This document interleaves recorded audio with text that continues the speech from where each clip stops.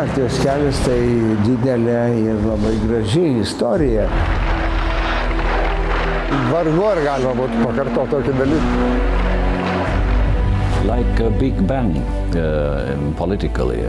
And of course it was the beginning of the dissolving Soviet Union. Pusę metų praėjo po Baltijos kelio, kai buvo atkurta Lietuva. Pusę metų. Tik tai. Kokia euforija buvo. Ten tai buvo gražu, kad mes visi šitaip stojam. We have never been so close to you Lithuanians and Latvians during those days.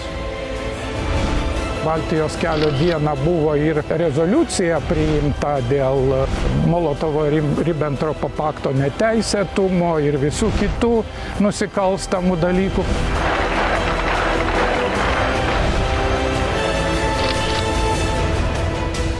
Lietuviai, Latviai ir Estai užėmė poziciją ir iš jos nesitraukė. Main message was that give us back our independence. That was very clear. Įvardinimas mūsų siekimo te būna laisvė.